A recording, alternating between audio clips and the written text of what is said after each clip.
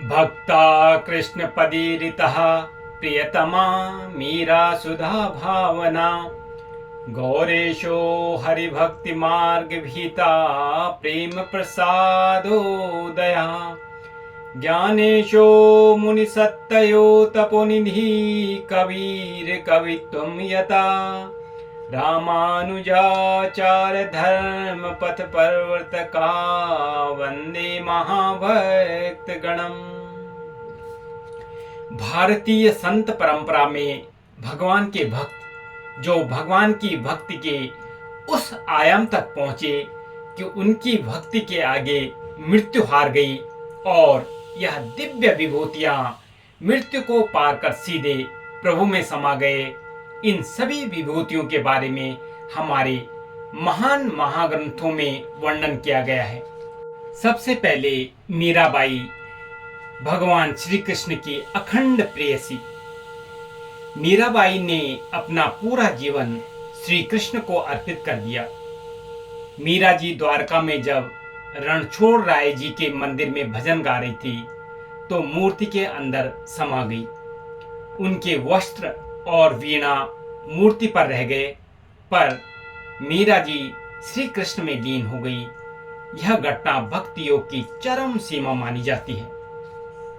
दूसरे भक्त हैं संत चैतन्य महाप्रभु। राधा भाव में कृष्ण प्रेमी रहे ये। बंगाल में जन्मे चैतन्य महाप्रभु को स्वयं भगवान श्री कृष्ण का अवतार माना जाता है। श्री चैतन्य महाप्रभु जी जगन्नाथपुरी में एक दिन नृत्य करते हुए श्री जगन्नाथ जी की मूर्ति में प्रवेश कर गए और वहीं लीन हो गए। भक्त मानते हैं कि उनका शरीर पृथ्वी पर नहीं मिला, वे दिव्य रूप में प्रभु से एक हो गए। संत तुकाराम जी, जिनको विठल भक्त भी कहा जाता है, महाराष्ट्र के संत तुकाराम जी का जीवन भगवान विठल की भक्ति को समर्पित था। कथा है कि भगवान ने उनके जीवन के अंत में उन्हें विमान भेजकर सीधे वैकुंठ ले लिया। ग्रामीण परंपरा में आज भी कहा जाता है कि तुकाराम महाराज गगनाला गेले, मतलब तुकाराम जी स्वर्ग गए।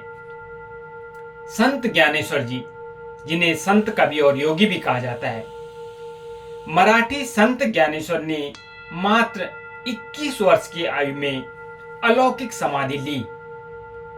उन्हें अलंदी अर्थात महाराष्ट्र में स्वयं को समाधि देकर जीवित ही देह का परित्याग किया और श्री प्रभु के चरणों में लीन हो गए। आज भी उनकी समाधि पर भक्तगण अनुभव करते हैं कि वे जीवित हैं और भक्तों को आशीर्वाद देते हैं। संत कबीर जी, संत कबीर जी के देहांत के समय काशी में हिंदू और मुस्लिम दोनों समुदाय उनके अंतिम संस्कार के लिए विवाद करने लगे।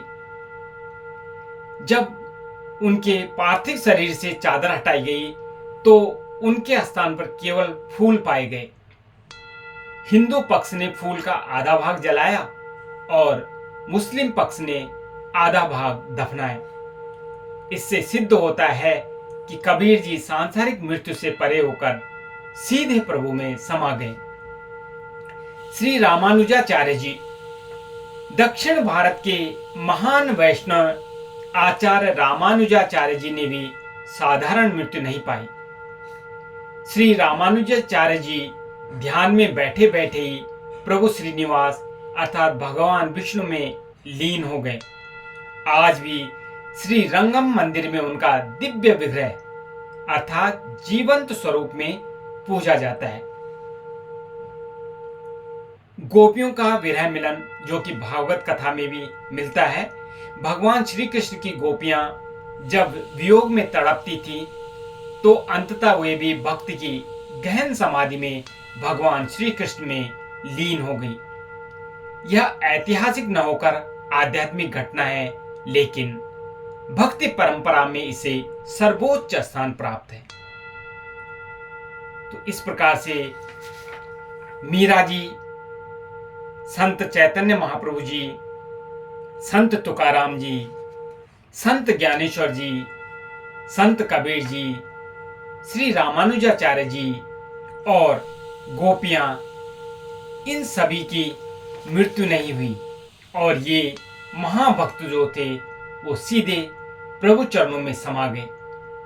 इन सब की जय जयकार, और प्रभु से बस निवेदन है कि प्रभु हम भी आपकी भक्ति में लीन रहें, आपका गुणगान करते रहें, बस यही इच्छा है। श्री कृष्ण गोविंद हरे मुरारी, हे नाथ नारायण वासुदेवा, हे नाथ नारायण वासुदेवा, हे नाथ नारायण वासुदेवा। श्री राम जय जय राम, श्री राम जय राम